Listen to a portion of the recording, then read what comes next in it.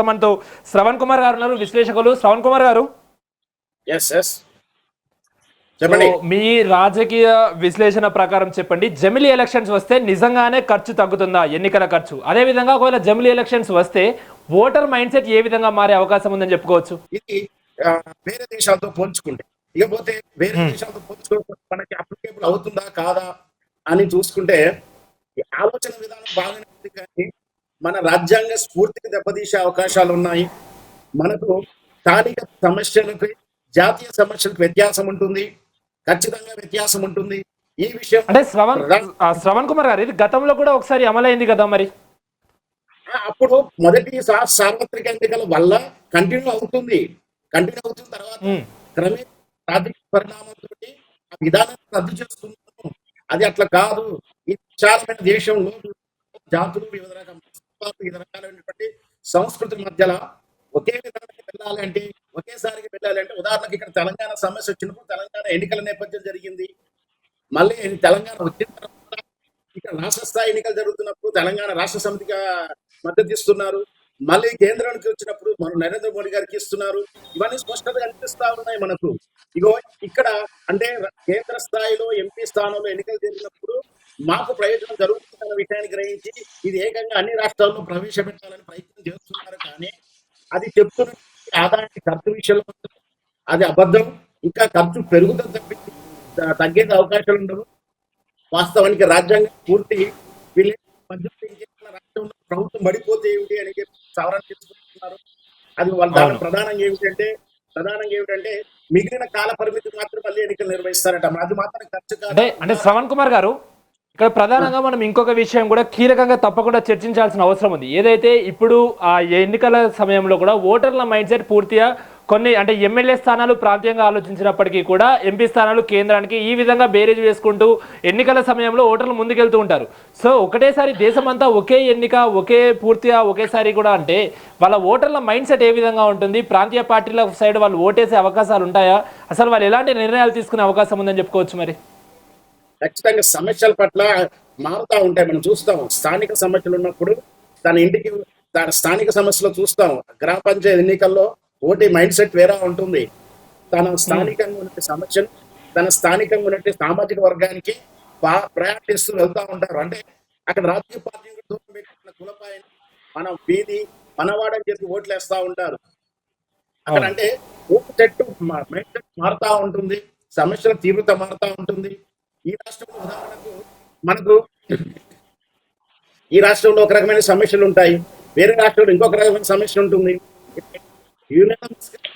సమస్యలతో ఫెడరల్ స్ఫూర్తి విరుద్ధమే కదా. మరి అప్పుడు ఎలాంటి పరిపాలన చేస్తారు? వాటి వల్ల జరిగేది మనగూరికి గొప్ప ప్రయోజనం ఏంటో ఒకసారి చెప్పాలి. ఒకటి కేవలం అని చెప్పేది కేవలం ఖర్చు తగ్గుతుందని చెప్తున్నారు. అది అద్భుత కల్పన.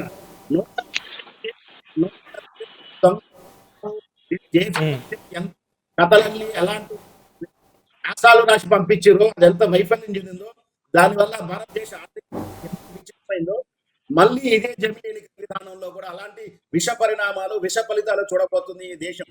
ఇండోనేషియా ప్రవేశపెట్టిన వాళ్ళు విత్డ్రా చేసుకున్నారు, శ్రీలంక వాళ్ళు విత్డ్రా చేసుకున్నారు. ప్రాక్టికల్ గా అమలయ్యే విధానం కాదు. ఇది ఫెడరల్ విరుద్ధం, ఫీడల్ విధానానికి ఆలోచన ధోరణికి వెళ్తా ఉంది. కేవలం దేశం మొత్తము ప్రపంచం మొత్తం జయించాలని ఆనాడు అలెగ్జాండర్ ఏ విధంగా దండయాత్ర చేస్తున్నాడు, ఈ రోజు ఈ దేశం మొత్తం అన్ని రాష్ట్రాలు నేనే జయించాలనేటువంటి ఒక ఆలోచనతో తీసుకొస్తున్నటువంటి ఈ ఎన్నికలు. అంటే ఓకే శ్రవణ్ కుమార్ గారు, ఇప్పుడు సరే జమిలీ ఎలక్షన్లు ముందుకు రావాలి, జమిలీ ఎలక్షన్లు నిర్వహించాలి అంటే ఏ విధమైనటువంటి ప్లానింగ్ తో వెళ్తే బెటర్ అంటారు మరి? జమిలీ ఎన్నికల ఆలోచన అవకాశం లేదు, వెళ్ళొచ్చు. ఒకసారి మందబలం ఉంటే ఇష్టం వచ్చి చట్టాలు తీసుకొచ్చి ఇష్టపెట్టి రాజ్యాంగ సవరణ తీసుకొచ్చి రేపు పొద్దున ఎన్నికలే రద్దు ఖర్చు అంటారు. రేపు ఇంకొక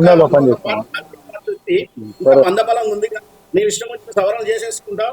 మా జీవూజులు అంతా కూడా ప్రధాన వ్యవస్థల మీద నాయకులుగా ఉన్నారు, వాళ్ళు ఎక్కడ సంతకం పెట్టమంటే వాళ్ళు పెడతారు, లేదంటే అర్ధరాత్రి రాజీనామా చేసుకుని వెళ్ళిపోతారు.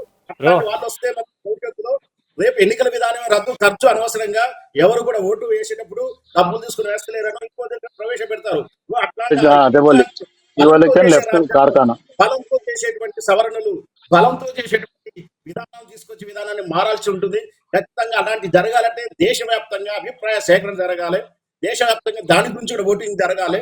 జమిలి ఉండాలా అనేది ప్రతి ఓటు, ప్రతి విద్యార్థి, ప్రతి అంటే గ్రామీణ స్థాయి వరకు ఉంటుంది.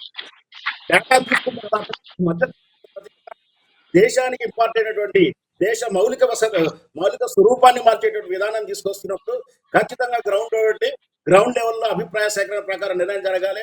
మందబలం ఉందని చెప్పి మేము ఎక్కడ చెప్తే ఆడ సంతకాలు పెడతారు, ఓట్లేస్తారు, ఇష్టం వచ్చిన సవరణ తీసుకురాగలుగుతాం, ఇష్టం వచ్చిన విధానం తీసుకొస్తామంటే మాత్రం ఈ దేశానికి చాలా ప్రమాదం ఉంది.